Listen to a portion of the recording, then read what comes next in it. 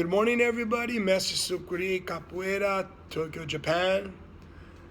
I realized after my last conversation that I got a lot of requests and a lot of great feedback. So I'm going to try to do these as best as I can and find the time when I can. So hopefully I can keep this going and do my best to share some experience with people who are interested in how I have dedicated my life to capoeira and to Brazilian music and dance.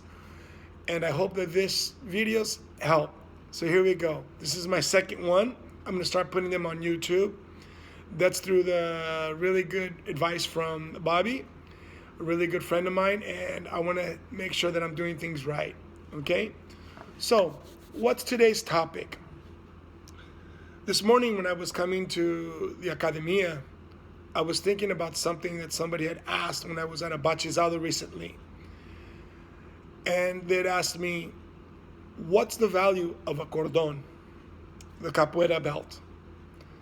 And it's something that I think is very difficult for people to understand because, as with anything in any art, 1 year, 10 years, and 20 years of experience gives people different perspective in the art. For example, I couldn't compare my experience to somebody like Mestre Cordão and Mestre Boagente, who've been in the art and living the art for more than I've been around. So I can only give my experience and my opinion as someone who not only has dedicated the last 30 years of their life to capoeira, but also someone who lives from capoeira. This is not something that is negative. There's nothing wrong with getting what you deserve and working from capoeira.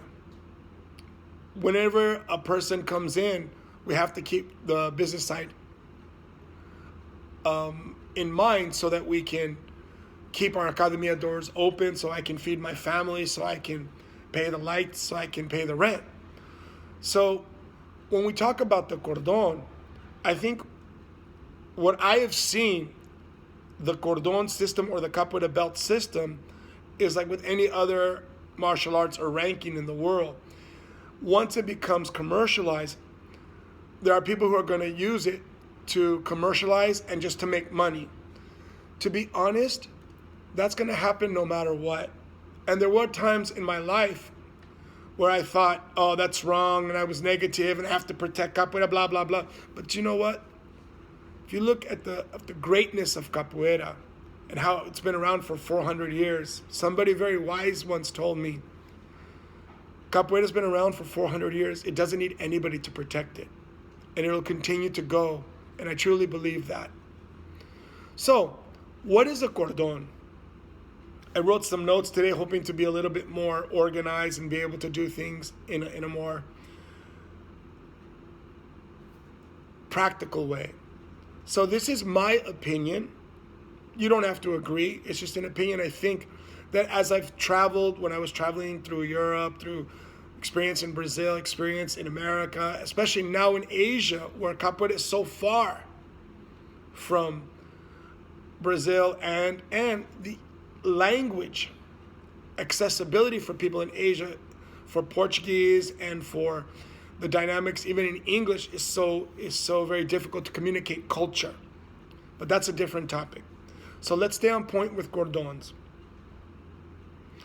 A cordon has several different meanings. One, it can mark the time in capoeira.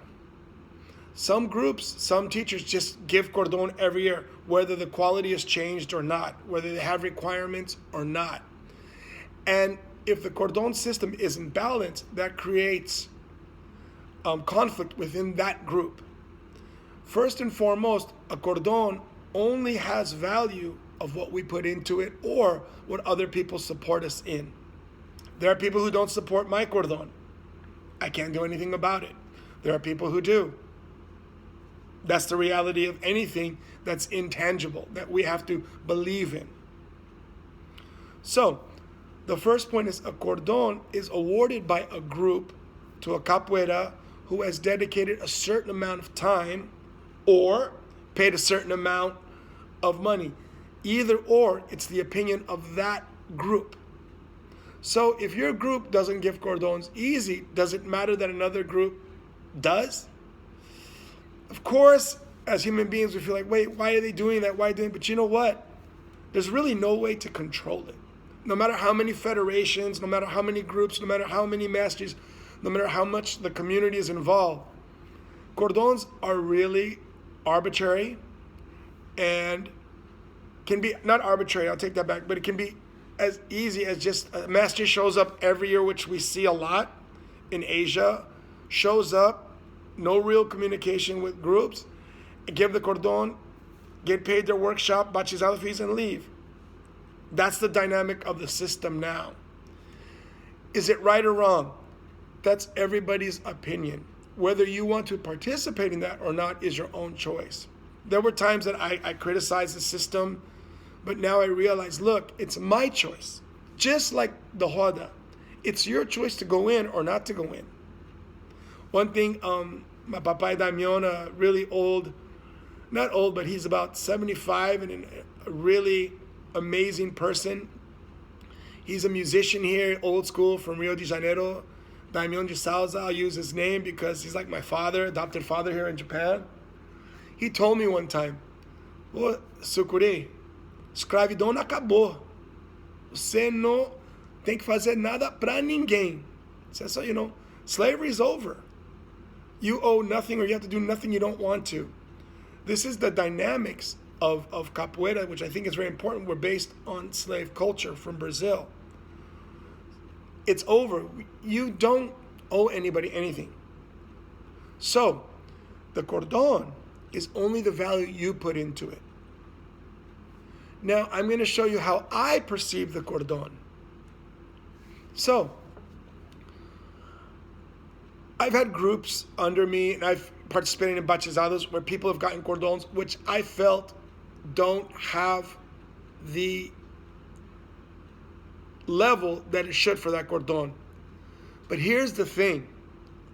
Who am I to judge that other person who I haven't seen or grown or taught for a year or two, who hasn't been their instructor? At the end of the day, the person awarding the cordon is responsible, nobody else. Not the group, not the teacher, not the master of the group, no. The person who's in charge of that group on that location. So, for me, I noticed one thing that I saw a lot when I was traveling and when I have the opportunity to go. I see two types of cordons. One I want to call cordon de casa, which is not my expression, and then cordon de formatura or to graduate. Here's the main difference that I see. For example,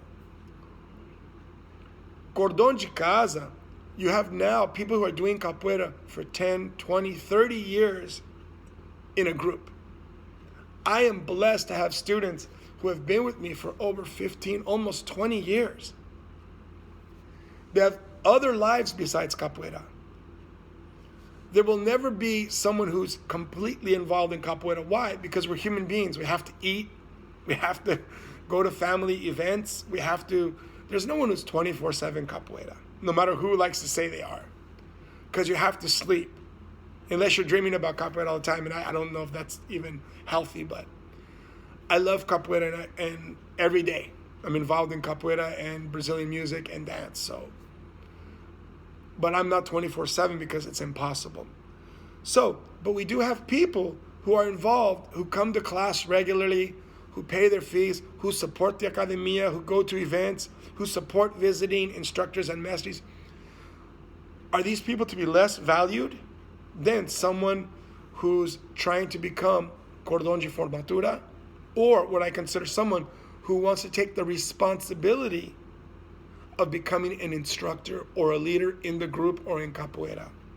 Regardless if they leave my group, are they on a path to teach for whatever reason, commercial, philosophical, spiritual, any reason?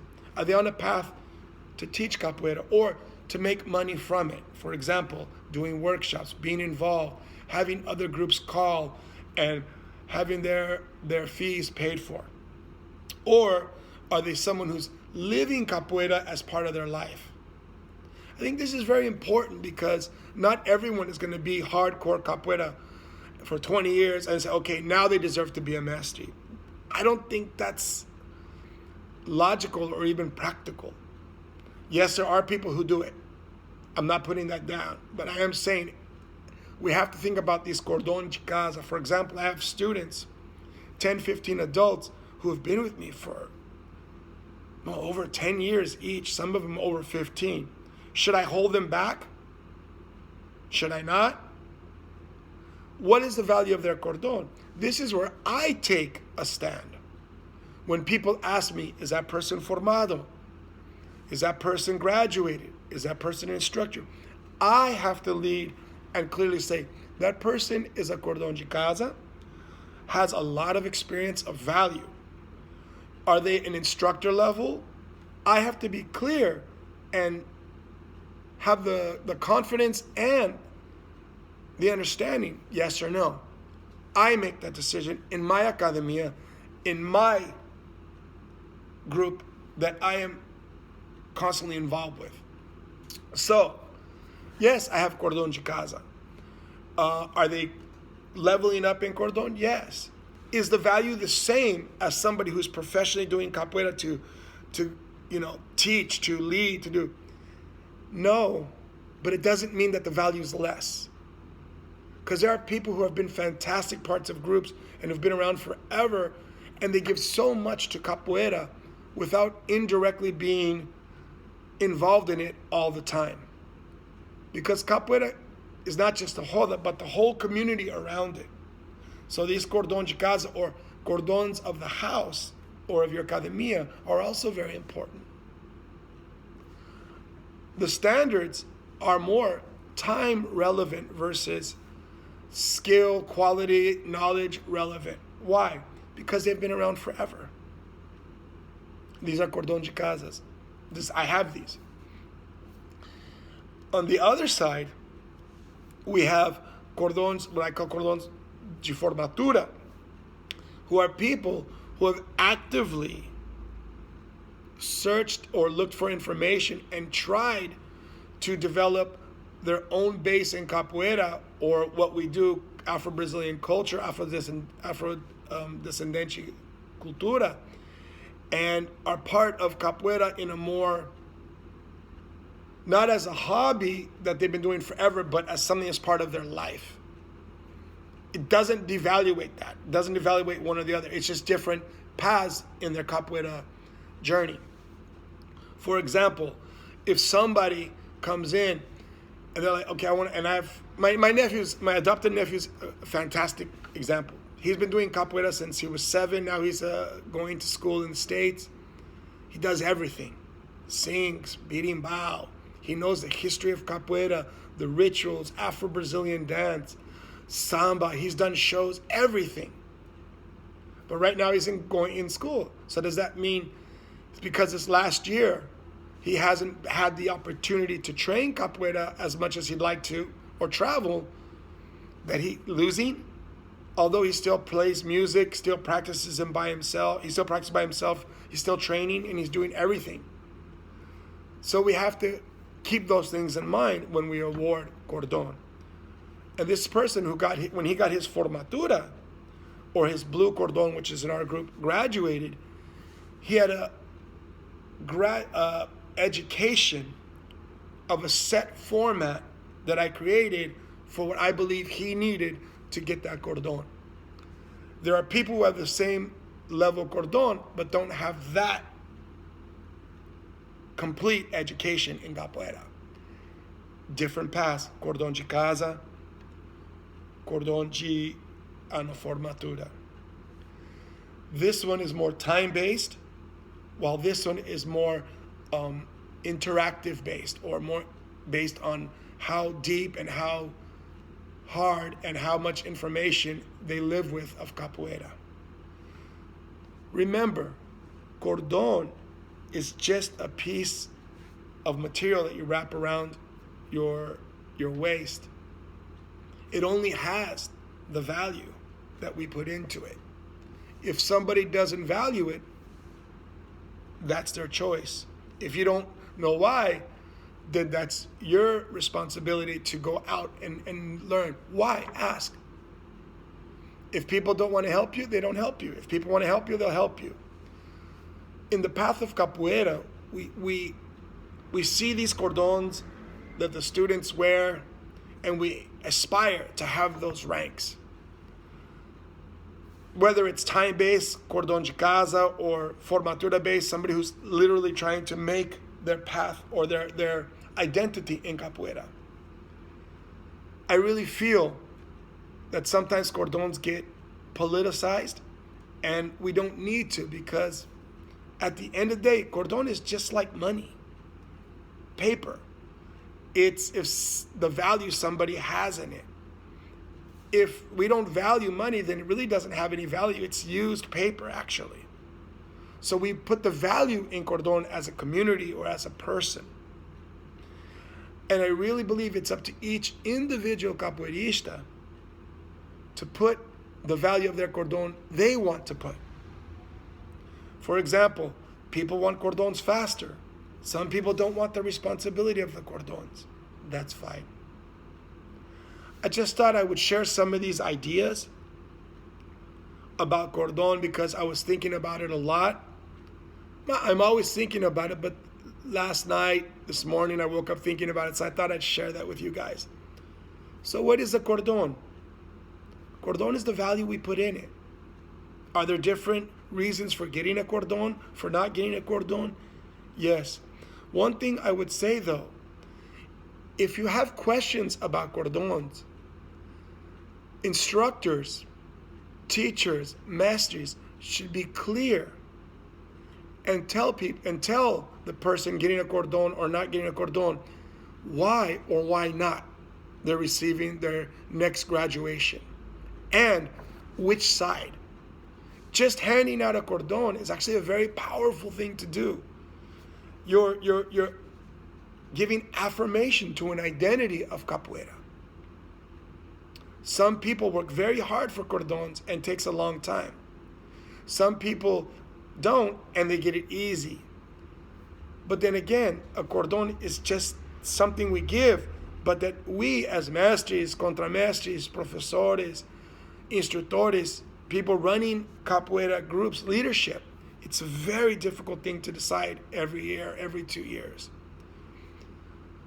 I would say the most important thing to do is to create a dialogue with students, not hold some mysterious, oh, a cordon you won't understand, oh, cordons you get when you deserve. I think we really need to create dialogue.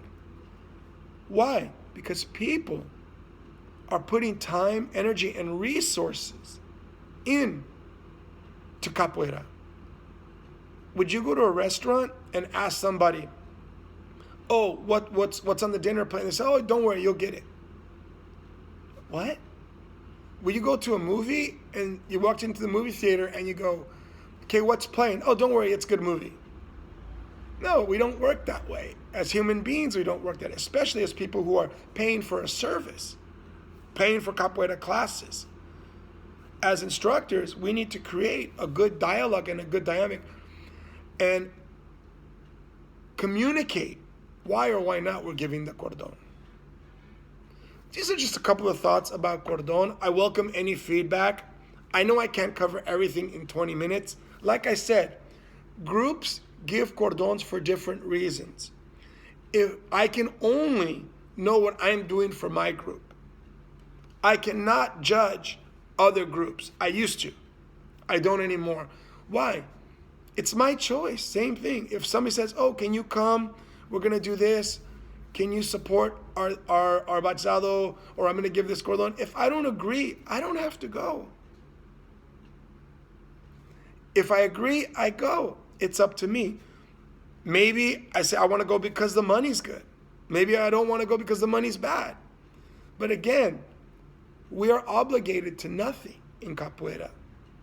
Capoeira is the art of freedom. We do capoeira because we love it. We do capoeira because it's fantastic and it's powerful and it's axé from the most roots that we can imagine. Capoeira is beautiful. That's why I've dedicated my life to it, and every day I fall more in love with it. So if you're thinking about a cordon, or if you're judging other people's cordons, I think the old expression is best. Don't judge unless you've walked a mile in this person's shoes, or don't judge unless you've done the ginga in those person's shoes. I hope this helps. I hope people still see capoeira as an incredible art that always deserves our respect and admiration and love, and that we grow in capoeira as best we can. Axé.